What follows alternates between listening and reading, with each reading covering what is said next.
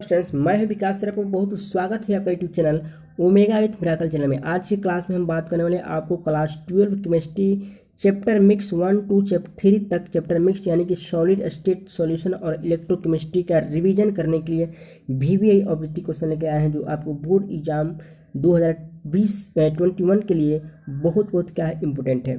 तो वीडियो को पूरा एंड तक देखिएगा, वीडियो को पॉज मत कीजिएगा, तभी आपको पूरा कंसेप्ट समझ में आने वाला है और आप ज़्यादा से ज़्यादा एग्जाम में मार्क्स ला भी पाएंगे। ठीक है, तो अगर आप चैनल पर नए हैं, चैनल को सब्सक्राइब नहीं किया तो चैनल को सब्सक्राइब कर बेल आइकन प्रेस करेंगे ताकि वीडियो को नोटिफिकेशन और किसी भी वीडियो का अपडेट आप तक पहुंचता रहेगा। एक आवश्यक सूचना, अगर आप लाइव क्लास डेली ज्वाइन करना चाहते हैं, लाइव क्लास पढ़ना चाहते हैं, तो आप डेली 9 बजे सुबह मॉर्निंग में क्लास लाइव ज्वाइन कर सकते हैं। और आप डेली संडे को, इस संडे को, प्रत्येक संडे को लाइव टेस्ट दे सकते हैं, लाइव टेस्ट में भाग ले सकते हैं और उस लाइव टेस्ट में भाग लेकर आप प्राइज को भी प्राप्त कर सकते हैं, आपको उसमें पुरस्कार भी दिया जाता है। तो चलिए हम स्टार्ट करते हैं। क्वेश्चन नंबर 1 देखेंगे, BCC इकाई सेल में फ्री स्पेस कितना होता है। तो BCC इकाई सेल में आपको फ्री स्पेस 32% होता है, यानी 1 का ऑप्शन हो जाएगा ए। 20 क्या हो जाएगा 32%। यही आपको पैकिंग इफिशियंसी अगर पूछ देता है, पैकिंग इफिशियंसी अगर पूछ देता है तो 100 में से 32 को माइनस कर देंगे, 68% आ जाएगा। क्योंकि फ्री स्पेस 32 होता है और पैकिंग इफिशियंसी ये 68% होता है। क्वेश्चन नंबर 2 देखेंगे, क्लोज पैकिंग में गोलों की संख्या n है तो जनित टेट्राहेड्रल वॉइड की संख्या क्या होगी। क्लोज पैकिंग में गोलों की संख्या n है तो जनित टेट्राहेड्रल वॉइड की संख्या क्या होगी। ऑप्शन ए में है n/2, बी में है 2n, सी में n, डी में 4n। तो क्लोज पैकिंग में गोलों की संख्या n है तो जनित टेट्राहेड्रल वॉइड की संख्या आपकी 2n होती है, दुगुना होती है। कितनी होती है? दोगुना होती है। वहीं आपको ऑक्टाहेड्रल पूछ दे तो ऑक्टाहेड्रल क्या होती है? n होती है। क्लियर। चलिए क्वेश्चन नंबर 3 में चलते हैं कि प्रति लीटर विलय में विलय की मोलों की संख्या क्या कहते हैं। प्रति लीटर विलय में विलय की मोलों की संख्या क्या कहते हैं। ऑप्शन ए में है मोलरता, बी में है मोलरता, सी में है मोल अंश, डी में है समानता। ओके, तो प्रति लीटर विलय में विलय की मोलों की संख्या क्या कहते हैं? मोलारिटी कहते हैं। 3 का ऑप्शन में क्या हो जाएगा? बी, मोलारिटी कहते हैं। वहीं आपको पूछता है प्रति केजी विलायक में, प्रति केजी विलायक में विलय की मोलों की संख्या क्या कहते हैं, तो उसको मोलरता कहते हैं, लेकिन यहाँ पर लीटर में कर रहा है इसलिए मोलारिटी हो जाएगा। क्वेश्चन नंबर 4 देखेंगे, मोलरता की इकाई क्या है। क्वेश्चन नंबर 4 में कह रहा है मोलरता की इकाई क्या है। ऑप्शन ए में है ग्राम प्रति लीटर, बी में है लीटर प्रति मोल, सी में है मोल प्रति लीटर, डी में है मोल प्रति केजी। तो मोलरता की इकाई क्या होती है? मोल पर लीटर होती है। क्या होती है? मोल पर लीटर होती है। 4 का ऑप्शन में क्या हो जाएगा? सी। 4 का ऑप्शन में हो जाएगा सी।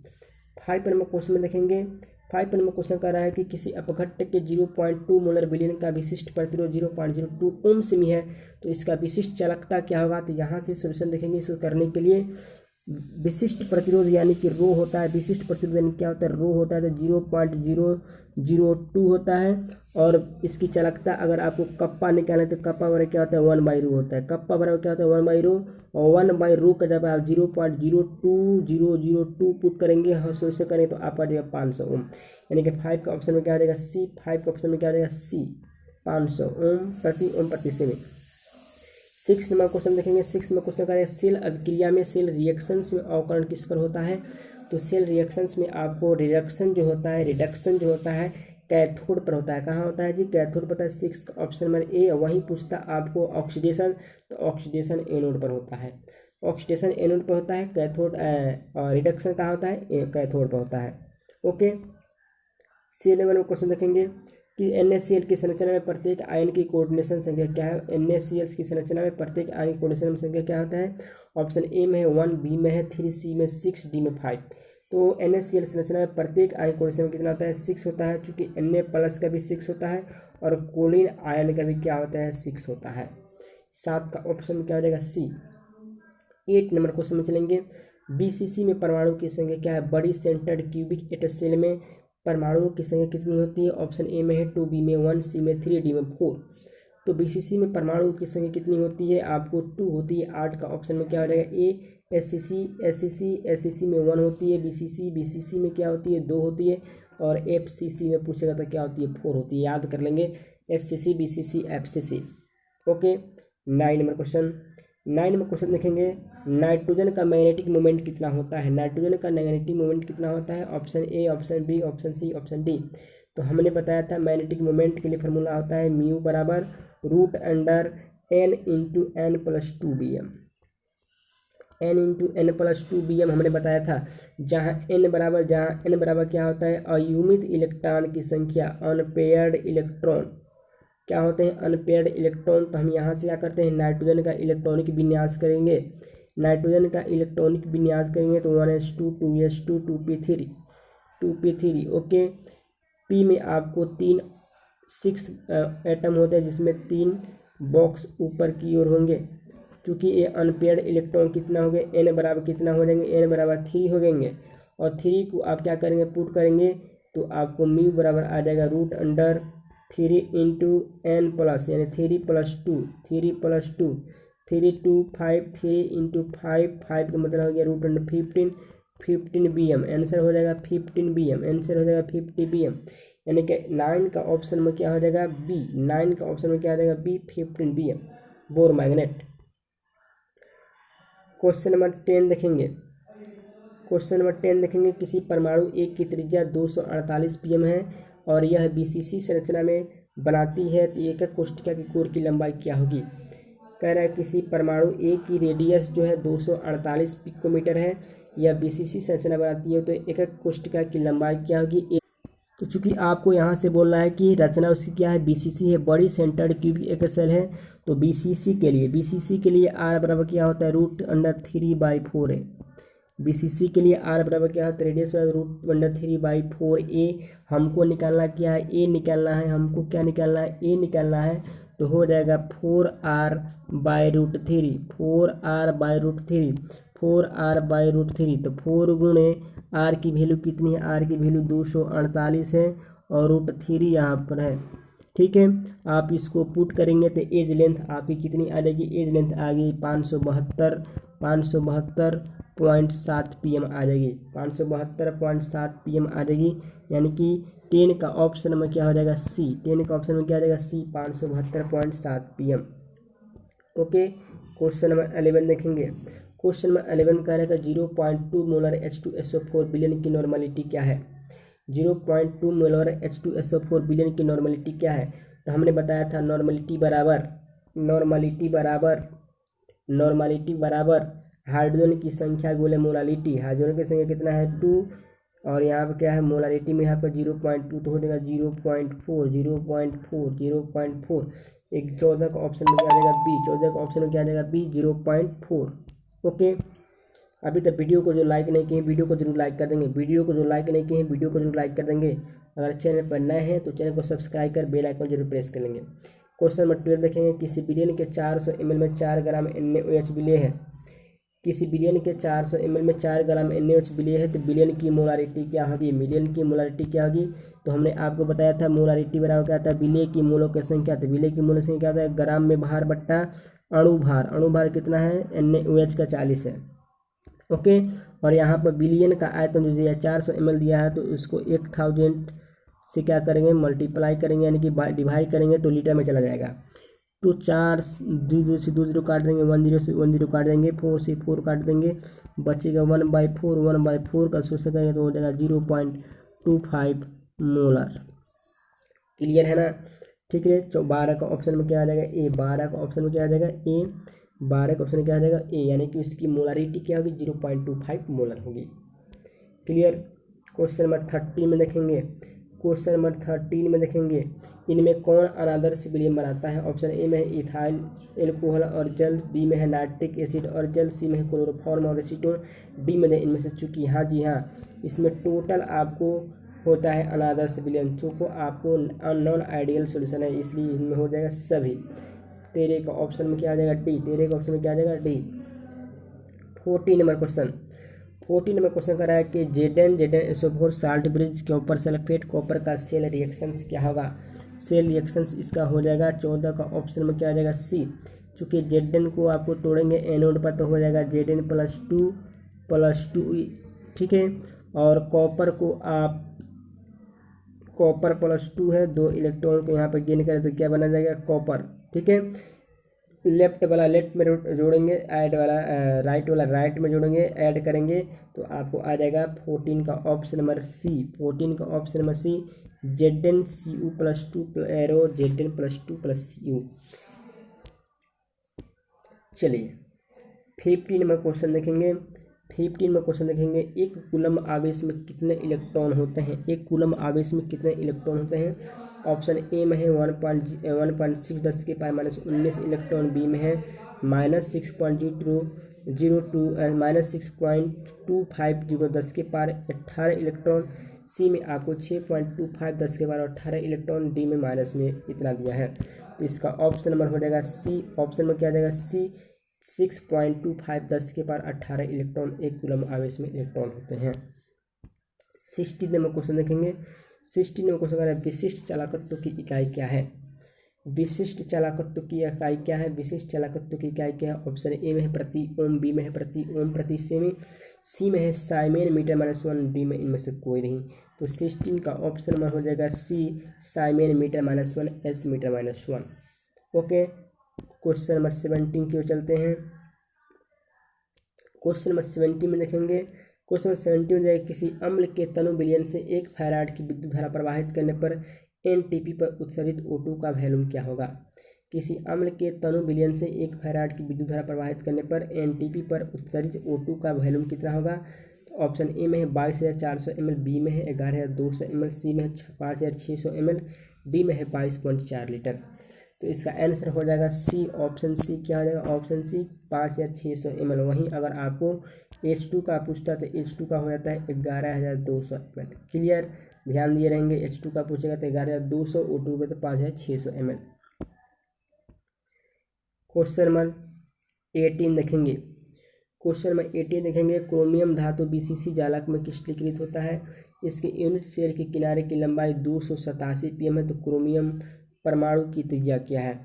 क्रोमियम धातु BCC बड़ी सेंटर्ड क्यूबिक में क्या है? क्रिस्टलीकृत है। इसके यूनिट सेल के किनारे की लंबाई यानी कि एज लेंथ दे दिया है। क्या दे दिया है? एज लेंथ दे दिया है। एज लेंथ आपको 287 pm दिया है। और आपसे क्या पूछ रहा है? आपसे आर पूछ रहा है। क्या पूछ रहा है? आर पूछ रहा है। तो BCC के लिए रिलेशन क्या होता है? BCC के लिए रिलेशन होता है आर बराबर √3/4a। रिलेशन यही होता है, आर बराबर √3/4a। ठीक है, आर बराबर √3/4a। तो आर बराबर हो जाएगा √3 गुणे, और ए की वैल्यू कितनी है? ए की वैल्यू है आपको 287 और बाई 4। इसको सॉल्यूशन करेंगे तो सॉल्यूशन करने के बाद आपको आंसर आ जाएगा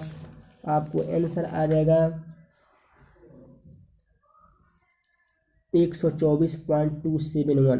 124.271 यानी कि 124.27, यानी कि 18 का ऑप्शन में हो जाएगा ए 124.27 पाइकोमीटर। चलिए 19 में क्वेश्चन देखेंगे। Na2O में Na+ का कोऑर्डिनेशन नंबर 4 है। तो O2- का कोऑर्डिनेशन नंबर क्या होगा? Na2O में Na+ का कोऑर्डिनेशन नंबर 4 है। तो O2- का कोऑर्डिनेशन नंबर क्या होगा? तो Na2O में O2 का कोऑर्डिनेशन नंबर क्या होगा? 8 होगा। 19 का ऑप्शन में क्या हो जाएगा? ए 8 होगा। और वहीं आपको Na+O2- चूँकि आयनों पर डिपेंड करता है कितने आयन उसके चारों तरफ क्या है मौजूद हैं, एटम्स कितने गोले मौजूद हैं। तो 19 का ऑप्शन में क्या आ जाएगा? ए 8 होगा। क्वेश्चन नंबर 20 में चलते हैं। क्वेश्चन नंबर 20 दे रहा है कि X पॉजिटिव तथा Y नेगेटिव का आयनिक रेडियस क्रमशः इतना तथा इतना है। तो X+ का कोऑर्डिनेशन नंबर क्या होगा? तो चूंकि हमने बताया था आपको आयनिक रेडियस को बनाने के लिए, आयनिक रेडियस को बनाने के लिए R बराबर होता है R positive by R negative. R positive by R negative, तो R पॉजिटिव के 1.69 है और R नेगेटिव के 1.81 एंगस्ट्रम है। ठीक है, 1.18 एंगस्ट्रम। इसका सोल्यूशन करेंगे तो पॉइंट में कितना आएगा? चलिए, तो इसका जब आप क्या करेंगे, रेडियस रेशियो निकालेंगे। तो रेडियस निकालने पर आपको आ रहा है 0. डिवाइड देने पर आ रहा है 0.933। ठीक है, डिवाइड देने 0.933। तो इसका रेंज देखेंगे, इसका प्रास क्या है? इसका प्रास जो है 0.732 के से लेकर 1.00 के बीच में है। तो जब इसका प्रास 0.732 से लेकर 1 के बीच में आएगा तो इसकी स्पेस जो होगी घनीय होगी और उसका कोऑर्डिनेशन में क्या हो जाता है? 8 हो जाता है। क्योंकि इसका रेंज आपको याद करना पड़ेगा, आपको रेंज इसका याद करना पड़ेगा। अगर रेंज आपको रेडियस रेशियो 1.55 से लेकर 0.225 आता है तो उसमें कोऑर्डिनेशन में कितने हो जाते हैं, 3 हो जाते हैं। ठीक है, वहीं आपको अगर आपको रेडियस रेशियो आपको 0.225 से लेकर 0.414 के बीच में आता है, ठीक है, तो उसकी कोऑर्डिनेशन नंबर 4 होती है। क्या होती है, 4 हो जाती है। वहीं आपको रेडियस रेशियो अगर आपको 0.414 से लेकर 0.732 आती है तो आपकी कोऑर्डिनेशन नंबर कितनी हो जाती है, 6 हो जाती है। क्लियर, ये सब आपको रिमेंबर चीज़ वाला यूज है, रिमेंबर वाला यूज है, इसलिए इसकी ऑप्शन नंबर हो जाएगी, ऑप्शन में कितना हो जाएगी आपको डी, 20 का ऑप्शन में क्या आ जाएगा, D 8 हो जाएगा। चलिए 21 नंबर क्वेश्चन चलते हैं। 21 नंबर क्वेश्चन कह रहा है कि 1 लीटर H2SO4 घोल जिसमें 4.9 ग्राम H2SO4 है तो घोल की शक्ति क्या होगी, घोल की नॉर्मलिटी क्या होगी। 1 लीटर H2SO4 घोल जिसमें 4.9 ग्राम H2SO4 है तो घोल की समल शक्ति क्या होगी, घोल की नॉर्मलिटी क्या होगी। तो मैंने आपको बताया था नॉर्मलिटी बराबर, सबसे पहले नॉर्मलिटी निकालने के लिए आपको समतुल्य भार निकाला जाता है। क्या निकाला जाता है, इक्विवेलेंट वेट निकाला जाता है। इक्विवेलेंट वेट किसका, इतना, तो हो जाएगा 4.9 होता है H2SO4 का, H2SO4 का क्या निकालना है आपको, H2SO4 का इक्विवेलेंट वेट निकालना है। तो H2SO4 का इक्विवेलेंट वेट निकालने के लिए आप क्या करेंगे, उसका मोलिक्यूलर मास, तो मोलिक्यूलर मास कितना होता है 98 बट्टा उसकी विस्थापनशील हाइड्रोजन की संख्या, तो कितना हो जाता है 49 हो जाता है। कितना हो जाता है 49 हो जाता है। कितना हो जाता है 49 हो जाता है। तो इसका फॉर्मूला क्या होता है, आपको फॉर्मूला क्या होता है, ग्राम में मास विलेय का भार, ग्राम में विलेय का भार, ग्राम में बट्टा ग्राम समतुल्यांक, ग्राम समतुल्यांक, तो हो जाता है 0.1, 0 पॉइंट क्या होता है 1, 0.1 यानी 21 का ऑप्शन में क्या आ जाएगा बी, 21 का ऑप्शन में क्या आ जाएगा बी। चूँकि लीटर आपको एक ही है इसलिए 100 नहीं किया जाएगा। अगर 2 होता तो नीचे आपको मल्टीपल में 2 लगाना पड़ता, अगर 3 होता आपको मल्टीपल में 3 लगाना होता है। ठीक है, इसलिए हो जाएगा उसका ऑप्शन नंबर क्या आ जाएगा बी, ऑप्शन में क्या आ जाएगा बी। चलिए 22 में देखेंगे। 22 में कह रहा है किसी घोल में 0.5 ग्राम अणु घुल्य 500 ml में उपस्थित है तो घोल की मोलरता क्या होगी। किसी घोल में 0.5 ग्राम घुल्य 500 ml में उपस्थित है तो घोल की मोलरता क्या होगी।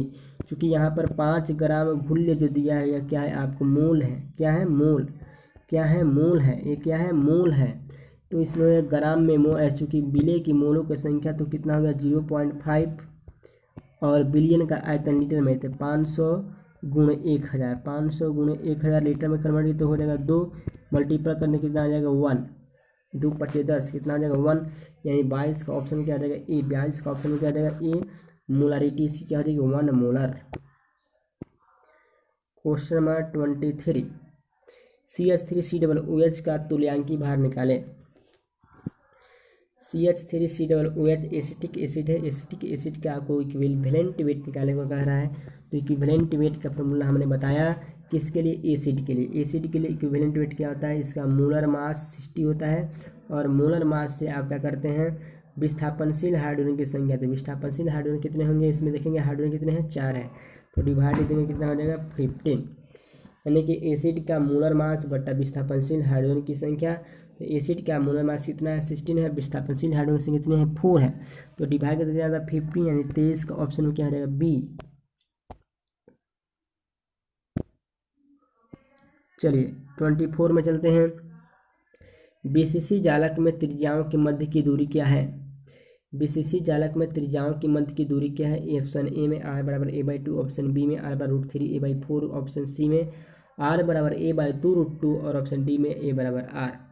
तो बीसीसी जालक में त्रिज्याओं की मध्य की दूरी क्या होती है, अभी हमने आपको बताया ऑप्शन नंबर बी r बराबर √3/4a, √3/4a। ओके, यानी कि √3a/4 ऐसे आप कर सकते हैं, √3a/4, यानी कि 24 का ऑप्शन में क्या आ जाएगा बी। 25 नंबर क्वेश्चन में देखेंगे 25 नंबर क्वेश्चन में दिया है कि ए नॉट ई सेल बराबर E naught cell minus 0.0591/991/n log के, जहाँ n बराबर क्या। यह चूंकि आपको मानक इलेक्ट्रोड विभव सेल विभव का फार्मूला है, किस चीज़ का फार्मूला है, सेल विभव का फार्मूला है। तो ई सेल बराबर E naught cell minus 0.0591/n log के, जहाँ n बराबर क्या।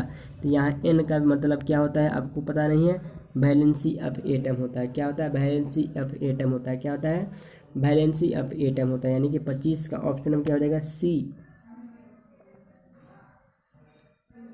26 में क्वेश्चन देखेंगे।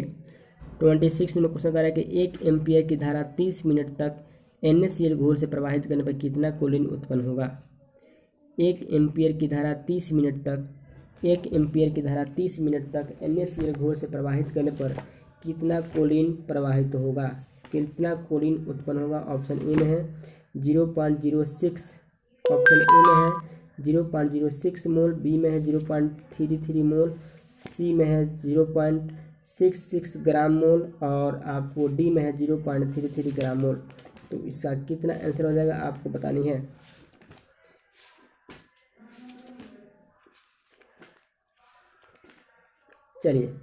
चलिए मैं ही बता देता हूँ इतना आंसर कितना हो जाएगा।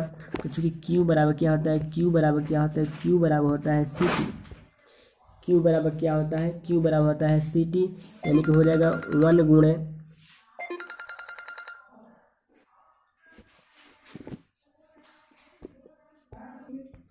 हाँ। तो यहाँ पर देखेंगे 1 एम्पियर की धारा 30 मिनट तक NaCl घोल से प्रवाहित हो रही है तो कितना कोलिन गैस उत्पन्न होगा। तो आपको सबसे पहले क्या निकाला, फार्मूला याद होना चाहिए। Q बराबर क्या होता है, IT चाहे CT, n होता है। Q बराबर IT चाहे CT होता है। तो आप यहाँ से 1 गुणे और आपको चूँकि 30 मिनट दिया है, मिनट को आप क्या कर देंगे, सेकेंड में कन्वर्ट कर देंगे तो हो जाएगा 1800 कूलम। कितना हो जाएगा, 1800 कूलम। क्लियर है, 1800 कूलम हो जाएगा। अब चूंकि यहाँ पर देखेंगे, यहाँ पर आपको पूछ रहा है तो हम जानते हैं कि 96,500 कूलम यानी 1 कूलम, 96,500 कूलम में आप कोलिन का मास कितना होता है, कोलिन का मास होता है लगभग 35.59 होता है। ठीक है, तो वह 1 कूलम में कितना हो जाएगा, 35.59 बट्टा, ठीक है, 96,500, ठीक है, 96,500 कूलम। और वहीं आपको जब 1800 कूलम में पूछेगा तो 1800 से क्या कर देंगे, मल्टीपल कर देंगे और इसको सोल्यूशन करेंगे। तो सोल्यूशन करने पर क्या आ जाएगा, आपको आंसर आ जाएगा 0.66 ग्राम। कितना आ जाएगा, 0.66 ग्राम आ जाएगा। तो यानी कि 26 का ऑप्शन में क्या हो जाएगा, सी। 26 का ऑप्शन में क्या हो जाएगा, सी। चलिए 27 में कहता है कि इनमें कौन फैराडे के द्वितीय नियम से संबंधित है। ऑप्शन ए में है W समानुपाती Q, बी में है W समानुपाती Z, सी में है W बराबर E/F, डी में है W1/W2 बराबर E1/E2। तो इसका ऑप्शन नंबर हो जाएगा 27 का ऑप्शन हो जाएगा डी, W1/W2 बराबर E1/E2। क्वेश्चन नंबर 28, कोलराउस ने अपना नियम कब दिया। ऑप्शन ए में 1872, बी में 1873, सी में 1876, डी में 1875। तो कोलराउस ने अपना नियम कब दिया, 1876 ईस्वी में दिया। 1876 ईस्वी में दिया। कब दिया, 1876 ईस्वी में दिया। ओके,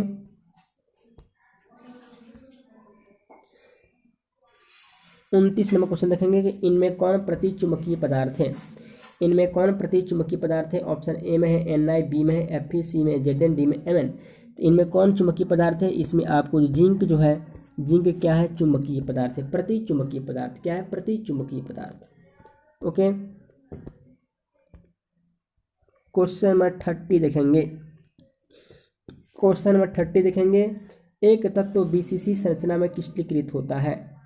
एक तत्व BCC संरचना में क्रिस्टलीकृत होता है। एक कोष्टिका के कोर की लंबाई 288 pm है। यदि क्रिस्टल का घनत्व 7.2 ग्राम सेमी क्यूब है तो तत्व का परमाणु द्रव्यमान क्या है। बहुत इंपॉर्टेंट क्वेश्चन। तो क्वेश्चन आपको किस चीज़ में है, BCC में है। क्या चीज़ में है, BCC में है। तो बहुत सा ध्यान देंगे इसमें। BCC में जब है तो आपको Z बराबर क्या होता है, 2। Z बराबर क्या होता है, 2 होता है। और A बराबर दे दिया है 288 pm। ठीक है, 288 pm। तो 288 गुणे और pm को सेंटी बदलने तो हो जाएगा 10 की पावर -10 cm। हो गया 10⁻⁻10 cm। और चूंकि ये सब आपको लिखना होगा, और डी डेंसिटी जो है 7.2 ग्राम पर सेमी क्यूब होती है। क्लियर है, इतना आपको याद चाहिए। और एवोगाड्रो नंबर भी कितना होता है, एवोगाड्रो नंबर होता है 6.0222 भी होता है, 10⁻23 प्रति मोल होता है। ओके, तो इस तरह करने के बाद आपको एक फार्मूला अप्लाई करना है, डी बराबर, बहुत इंपॉर्टेंट फार्मूला है, डी बराबर जेड एम, डी बराबर जेड एम बट्टा ए क्यू एन ए, यानी एन ए क्यू। ठीक है, जेड बराबर हमने आपको कितना बताया, 2 बताया। जेड बराबर कितना बताया हमने आपको, 2 बताया। एम आपको नहीं पता है, एम आपको निकालनी है। और ए आपको कोर की लंबाई जो आपको 288 cm था। और एन ए आपको क्या है, एवोगाड्रो नंबर है। तो इस तरह आपको सोल्यूशन करने के बाद एम आप पुट करेंगे, तो एम पुट करने हो जाएगा D A Q N A by Z. ठीक है, ये पूरा सोल्यूशन करेंगे, तो पूरा सोल्यूशन करने के बाद आपका आंसर आ जाएगा 51.78, 51.78, यानी 30 का ऑप्शन नंबर हो जाएगा बी, 51.78 ग्राम पर मोल। चलिए क्वेश्चन नंबर 31 में देखेंगे।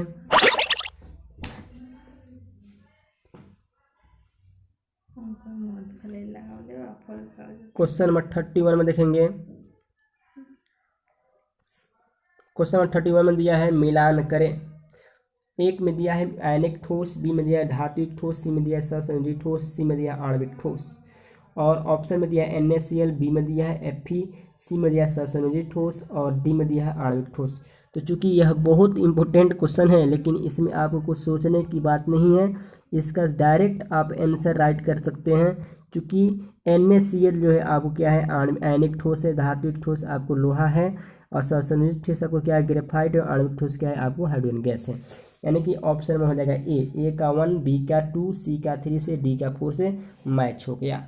ठीक है, मैच हो गया। ये चूंकि आपको कंफ्यूज करने के लिए क्वेश्चन दिया गया था, लेकिन सबका आंसर आपको सामने ही मिल जाएंगे। ओके, चलिए क्वेश्चन नंबर 32 में चलते हैं कि यदि किसी विलयन का प्रासरणिक दाब दूसरे विलयन की अपेक्षा कम हो तो किस प्रकार का विलयन है। ऑप्शन ए में है हाइपरटोनिक, बी में है आइसोटोनिक, सी में हाइपोटोनिक, डी में इनमें से कोई नहीं। यदि किसी विलयन का प्रासरणिक दाब दूसरे विलयन की अपेक्षा कम है तो क्या होगा, हाइपोटोनिक होगा। क्या होगा, हाइपोटोनिक। ज़्यादा होगा तो हाइपरटोनिक, बराबर होगा तो आइसोटोनिक। क्लियर, इसलिए आपको कम है तो क्या हो जाएगा, हाइपोटोनिक, यानी 32 का ऑप्शन में क्या हो जाएगा, सी।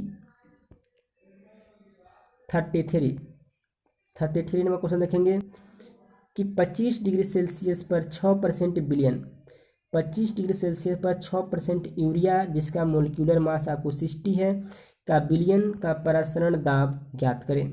क्या करें, परासरण दाब आपको निकालना है। क्या निकालना है, परासरण दाब निकालना है। तो 25 डिग्री सेल्सियस है तो 6% यूरिया का मतलब क्या हुआ, अगर 6% यूरिया दिया है तो 6% यूरिया का मतलब क्या हुआ, मान लिया कि 100 सेमी क्यू में वह कितना है, अगर उसका वैल्यूम 100 सेमी क्यू है तो उसमें कितना है, 6 ग्राम है। 100 सेमी क्यू अगर उसकी वैल्यूम है तो उसका जो मोलर चूँकि उसका जो मास है यूरिया को कितना है, 6 ग्राम है। तो इसलिए हम क्या लिख सकते हैं, डायरेक्ट हम लिख सकते हैं कि W बराबर क्या हो गया, 6 ग्राम। भी आपको 100 सेमी क्यू दिया है तो 100 सेमी क्यू को किसी में बदल देंगे, लीटर में, तो 0.1 लीटर आ जाएगा। ओके, और इसकी मोलर मास जो दे दिया है 60 दिया है, मोलर मास कितना दिया है, 60 दिया है। आपको गैस स्थिरांक का मान पता है 0.082 होता है। और आपको टी जो है टेम्परेचर, चूँकि सेल्सियस में जब भी टेम्परेचर दिया तो आप केल्विन में चेंज कर देंगे, तो 25 डिग्री सेल्सियस को केल्विन चेंज करेंगे तो कितना हो जाएगा, 298 के। इतना आपको राइट कर लेनी है। इसके बाद से एक फार्मूली होती है जिसका नाम क्या है, परासरण दाब। तो पाई यानी परासरण दाब क्या होता है, WRT बाई MV, WRT/MV। इस फार्मूले पे आप क्या करेंगे, पुट करेंगे। पुट करने पर आपका आंसर आ जाएगा 24.46 ATM, यानी 33 का ऑप्शन में क्या आ जाएगा, B. Question number 34, question number संगुणन होने पर वान हॉफ फैक्टर का मान कितना होगा। तो 34 का ऑप्शन में हो जाएगा आपको डी, संगुणन होने, संगुणन मतलब क्या होता है, एसोसिएशन। ओके, 35 में देखेंगे निम्न में कौन सा हाइड्रोक्साइड जल में अविलेय है? ऑप्शन ए में दिया है बेरियम हाइड्रोक्साइड, बी में दिया है मैग्नीशियम हाइड्रोक्साइड, सी में दिया है कैल्शियम हाइड्रोक्साइड और डी में दिया है बेरियम हाइड्रोक्साइड। तो 35 का ऑप्शन नंबर हो जाएगा 35 का ऑप्शन नंबर हो जाएगा ए बेरियम हाइड्रोक्साइड। बेरियम हाइड्रोक्साइड जो है जल में आपको डिजोल्व नहीं होता है, यानी अविलेय है। ये क्वेश्चन आपको एम्स में पूछ चुका है 2010 में। ओके, तो ये रहा आपको 35 क्वेश्चन VVI ऑब्जेक्टिव क्वेश्चन। इसी तरह वीडियो पाने के लिए चैनल को सब्सक्राइब कर बेल आइकन को प्रेस कर लेंगे।